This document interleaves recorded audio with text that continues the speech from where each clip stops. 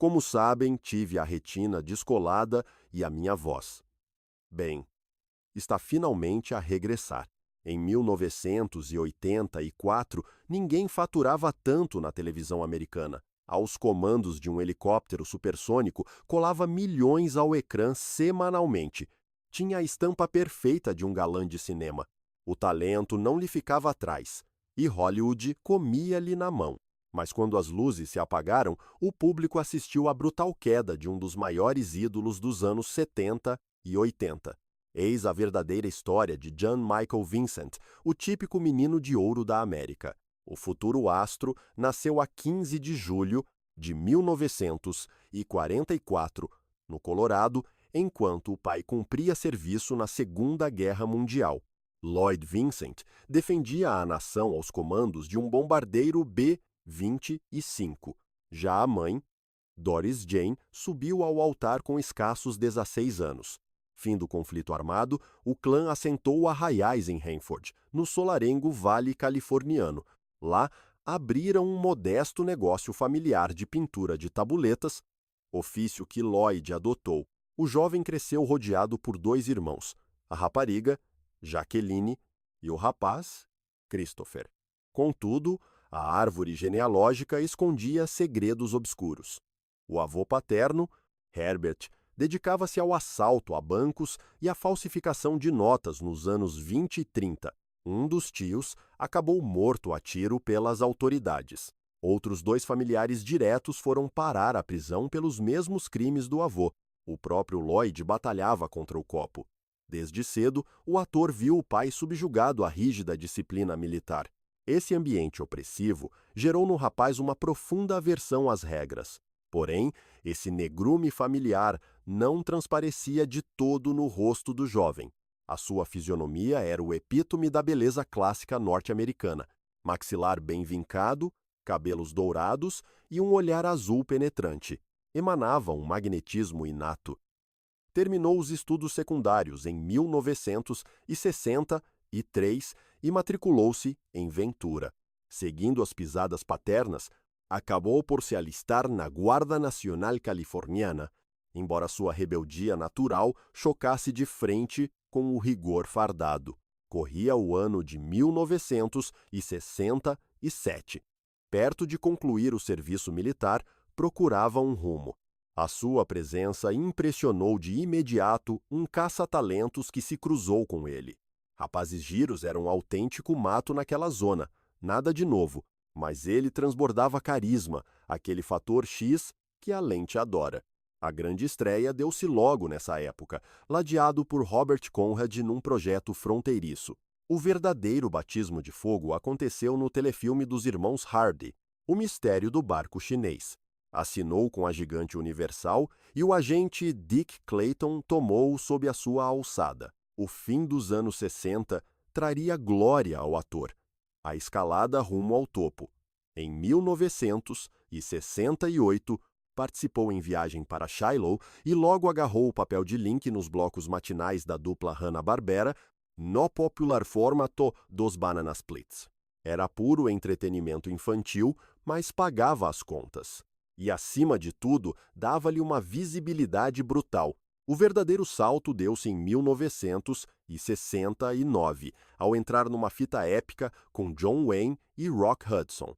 Vestiu a pele de Bubba Wilkes e, apesar de ser personagem secundária, partilhar holofotes com a lenda do faroeste era um cartão de visita dourado. Nesse mesmo calendário, brilhou no horário nobre da televisão com Os Sobreviventes, ladeado por Lana Turner. A produção acabou cortada a meio da grelha, mas o jovem provou que não se deixava intimidar pelos pesos pesados da indústria. Em 1970, o Vincent agarrou aquele papel que o catapultou logo para a Liga dos Graúdos. O telefilme Tribes, ou O Soldado que Declarou a Paz, como também ficou conhecido por aí, mostrava o choque tenso entre um jovem hippie recrutado à força e um sargento implacável, interpretado pelo grande Darren McGavin. A sua entrega foi tão crua e cheia de camadas, provando de uma vez por todas que ele era muito mais do que apenas uma cara laroca. A crítica rendeu-se aos seus pés, e de repente Os tubarões de Hollywood não tiravam os olhos dele. A década de 70 passou a ter um dono indiscutível, Jan Michael Vincent.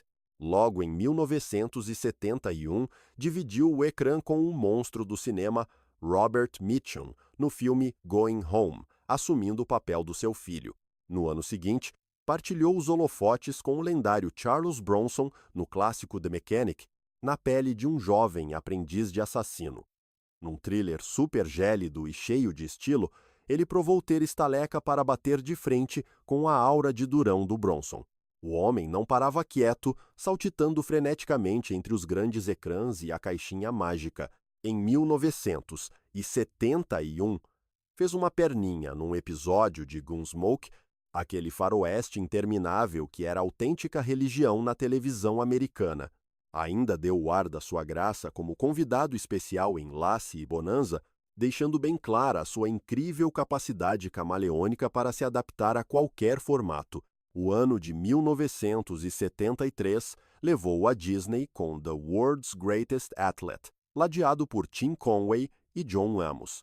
Era uma comédia super leve e familiar, mas convenhamos, o seu verdadeiro talento brilhava era na brutal intensidade do drama. A história da minha vida é Ficar Sem Tabaco. Em 1974, veste a pele de Buster Lane na obra Buster and Billy, encarnando um anti-herói romântico num denso enredo de transição para a vida adulta no interior da Geórgia.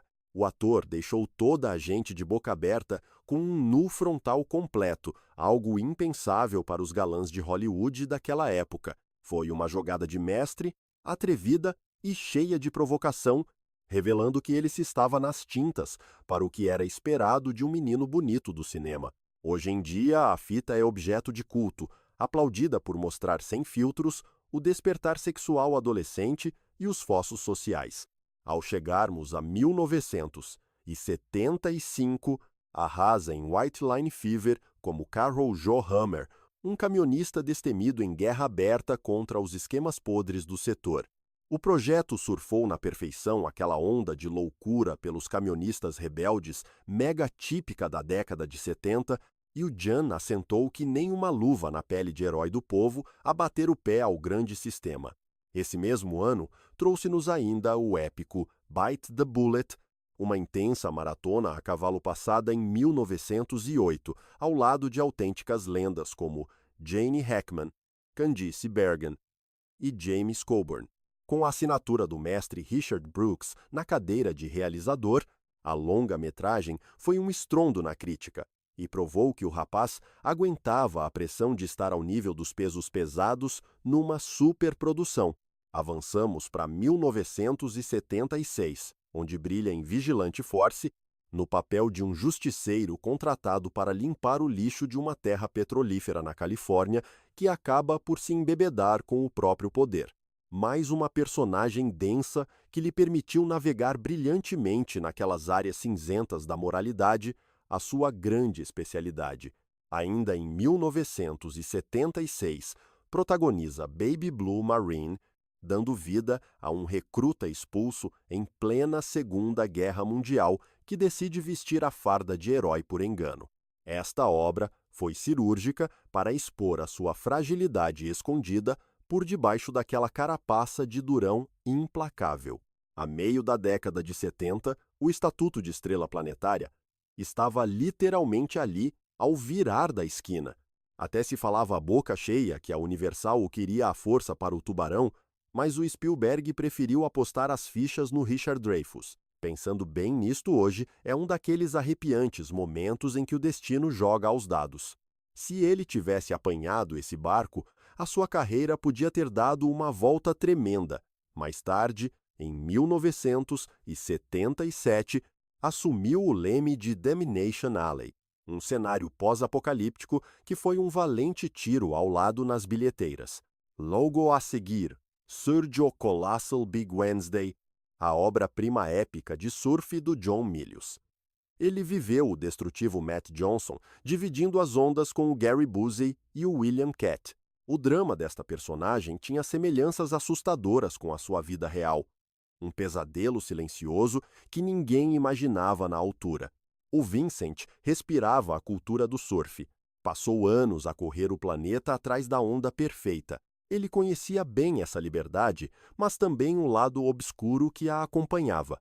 Em 1978, brilhou com Burt Reynolds no grande ecrã.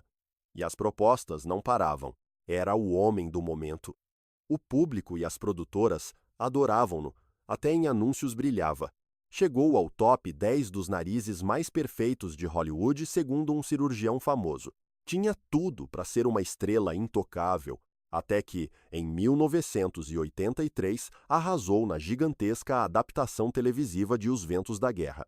Ele encarnou um oficial da Marinha neste épico brutal sobre a Segunda Guerra Mundial. A minissérie parou o país, colando milhões aos ecrãs. A sua atuação provou que tinha estaleca para produções de alto gabarito. Nesse mesmo ano, cozinhava-se outro projeto explosivo na calha. A famosa série Airwolf, o Airwolf e a derradeira subida ao topo.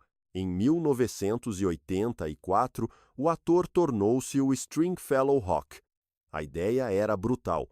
Um helicóptero artilhado, supersônico e superavançado, que foi roubado aos próprios criadores por um piloto solitário, usando-o apenas em missões nas quais acreditava. A sua personagem, o enigmático Hawk, era um veterano do Vietnã isolado do mundo, traumatizado com o desaparecimento do irmão.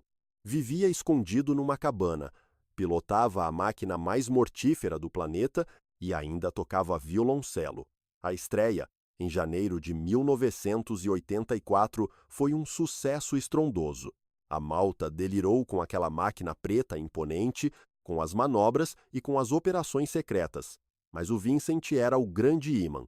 Aos 39 anos, mantinha aquela pinta de galã irresistível de Hollywood. O protagonista era duro, misterioso e super competente. O verdadeiro herói do momento, o Ernest Borgnine fazia de Dominic Santini, o parceiro e mentor que trazia aquele humor perfeito para cortar a tensão constante do Vincent. Esta dinâmica permitia aos guionistas inventarem aventuras completamente loucas todas as semanas. Num episódio, a dupla estava a salvar reféns. Noutros dias, invadiam bases inimigas ou travavam autênticos holocaustos nucleares. A própria tecnologia daquela máquina, capaz de atingir a velocidade do som e carregada de armamento pesado até aos dentes, oferecia um espetáculo de luxo na televisão. As cenas no ar deixavam qualquer um colado ao sofá. O ator deu uma profundidade à personagem que ia muito além do guião. Ele era um músico de clássica, um detalhe super estranho para um durão das explosões, mas que resultava na perfeição. Refugiava-se na montanha só com o cão, sem deixar que ninguém se aproximasse demasiado. Os fantasmas do irmão desaparecido na selva do Vietnã não o largavam, e ele transmitia tudo isto de forma cirúrgica, só com expressões faciais. E na hora certa, notava-se aquele olhar carregado de mágoa e de uma solidão gigante, o peso de quem conseguia ser letal se a situação o exigisse. O Airwolf rebentou nas audiências e bateu-se de frente com o Justiceiro, outro mega sucesso da época, sobre um carro super inteligente e o seu condutor misterioso. Mas, se o Justiceiro apostava no charme do Hasselhoff e nas bocas irônicas do Kit, o Airwolf servia-nos a postura sombria do Vincent e manobras aéreas muito reais.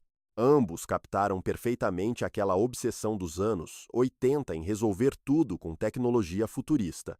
Águia de Fogo rebentou as audiências televisivas e Vincent encheu os bolsos como quase nenhum ator americano até a data. Levava para casa $200 mil por capítulo, uma verdadeira fortuna em 1984. Para terem noção, os colegas de profissão não viam nem a sombra dessa quantia. O homem estava no topo da montanha, porém, nos bastidores, a tempestade já se armava.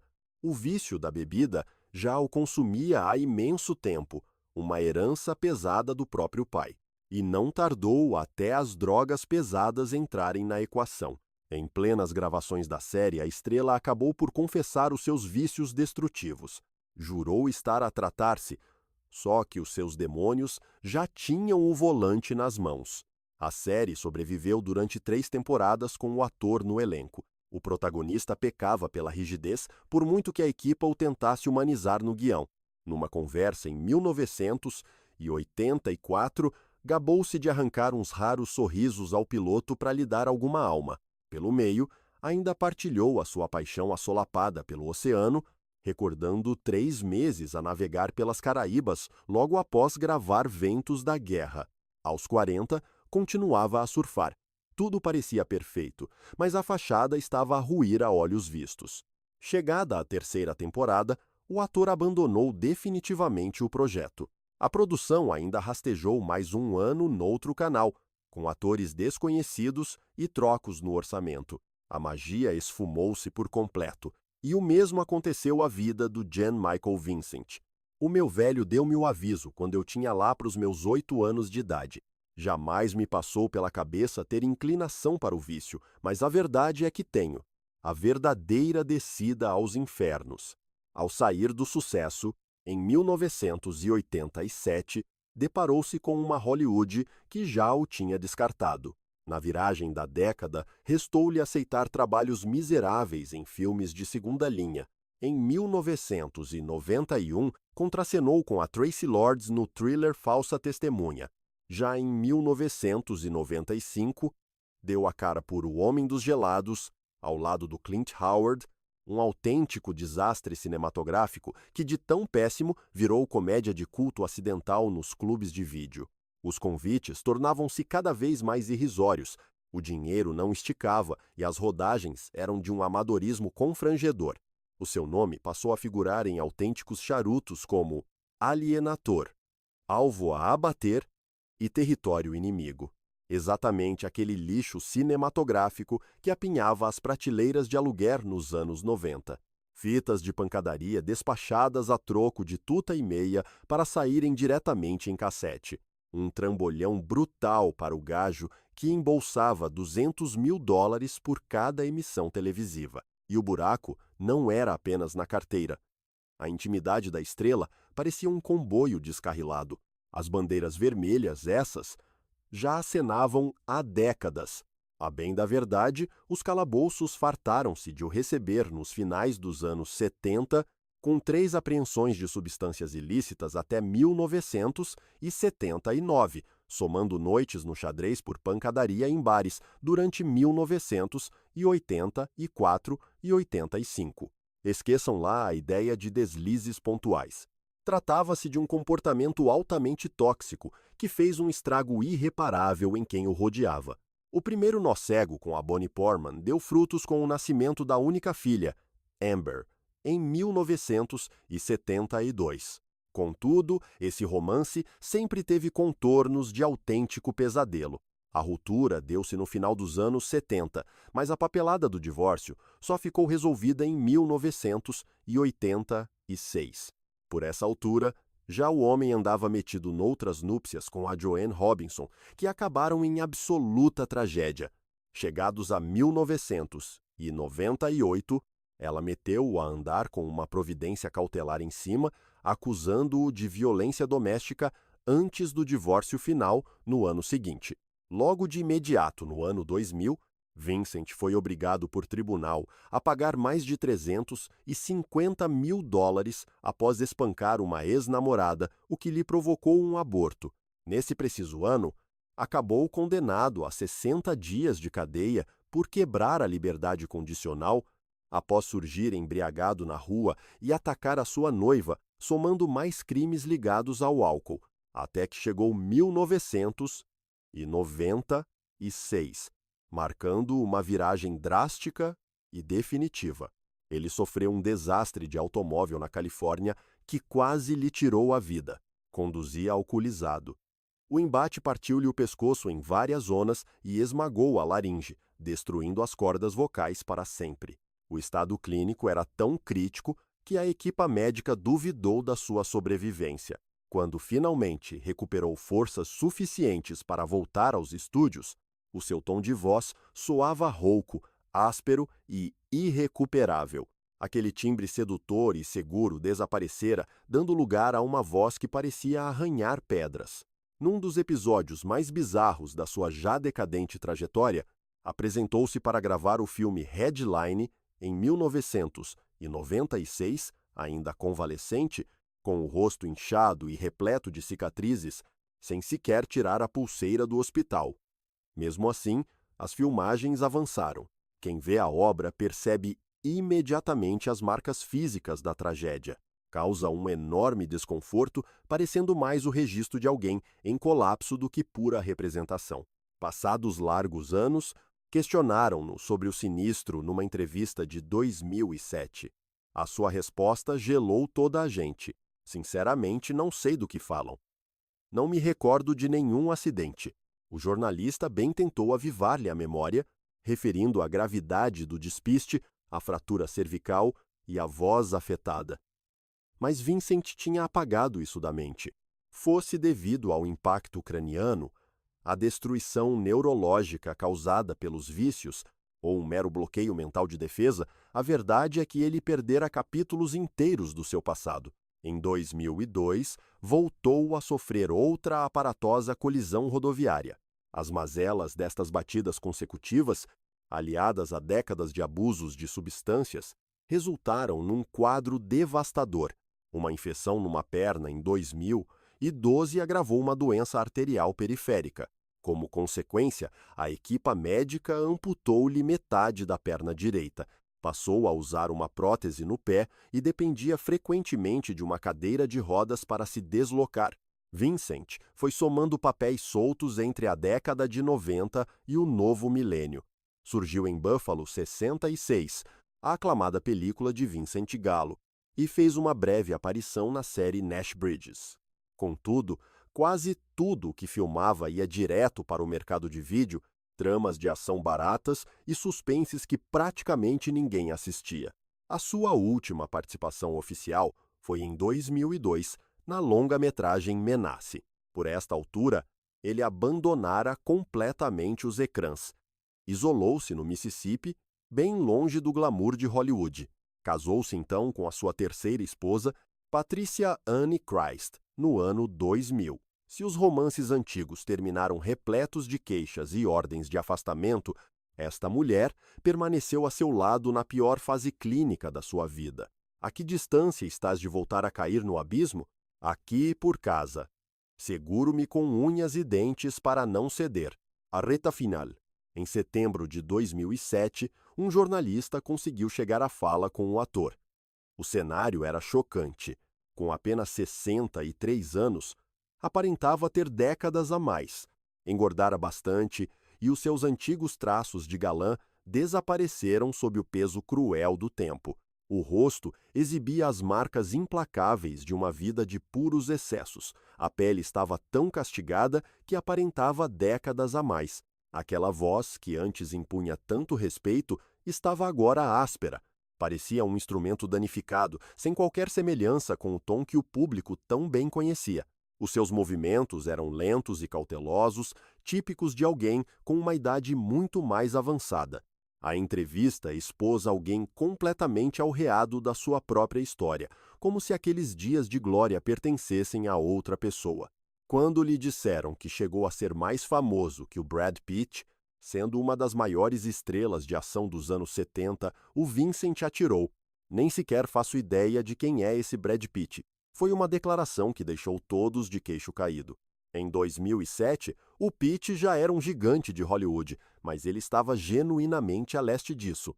Ao recordarem-lhe que era o ator mais bem pago da televisão, faturando a loucura de $200 mil por episódio, ele simplesmente respondeu: "É a primeira vez que penso nisso. Nunca me preocupei com o facto de ser quem ganhava mais." Não era falsa modéstia, nem estava a tentar desvalorizar o próprio sucesso. Ele parecia mesmo ter apagado da memória grande parte da sua carreira. As drogas, a bebida, os acidentes e as lesões cerebrais tinham devorado a sua sanidade e as suas lembranças. Aquele indivíduo, na entrevista, já não tinha nada a ver com o herói de ação de outrora. Vivia no anonimato com a Patrícia no Mississippi e, mais tarde, mudaram-se para a Carolina do Norte. O tempo foi passando. O estado de saúde dele não parava de piorar. Tinha perdido uma perna, ficando com uma mobilidade quase nula. O galã, que antigamente dispensava duplos, estava agora preso a uma cadeira de rodas a maior parte do dia. Acabou por se instalar definitivamente com a mulher em Asheville, na Carolina do Norte. No dia 10 de fevereiro de 2019, o Jan Michael Vincent sofreu uma paragem cardíaca durante o seu internamento no Hospital Mission, lá em Asheville. Faleceu nesse mesmo dia, aos 74 anos. O óbito foi declarado como paragem cardíaca com bradicardia, tendo um ritmo cardíaco perigosamente baixo como fator desencadeante. Dispensaram a autópsia e o corpo acabou por ser cremado. A notícia do seu falecimento ficou abafada durante quase um mês. Foi o TMZ a dar o furo a 8 de março de 2019 ao divulgar em parte da sua certidão de óbito. Este silêncio de semanas só prova o quão esquecido ele estava pelo mundo. Quem antes era o rei da televisão a nível de salário precisou de semanas para ser sequer mencionado nas notícias. Você teve um acidente de carro. Sabe, eu nem percebo do que é que está a falar.